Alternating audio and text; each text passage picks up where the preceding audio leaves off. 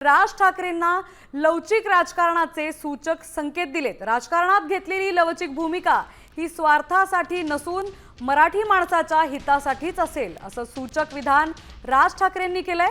तर बाळासाहेबांच्या संस्कारांची शिदोरी सोबत असल्याचं सांगत त्यांनी मराठी भाषा आणि प्रांतावरील आपली निष्ठा पुन्हा अधोरेखित केली आहे। बाळासाहेब आणि मराठी या शब्दांवरची महाराष्ट्र सैनिकांची श्रद्धा कधीही कमी होणार नाही असा शब्दही त्यांनी यावेळी दिलाय।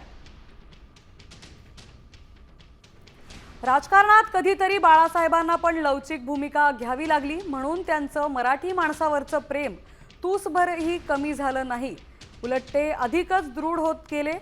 तर हेच संस्कार आमच्यावर आहेत। मी एक शब्द आज पुन्हा देतो की आरपार बदललेल्या राजकारणात कधीतरी थोडी लवचिक भूमिका घेतली तर ती माझ्या व्यक्तिगत फायद्यासाठी किंवा स्वार्थासाठी कधीही नसेल।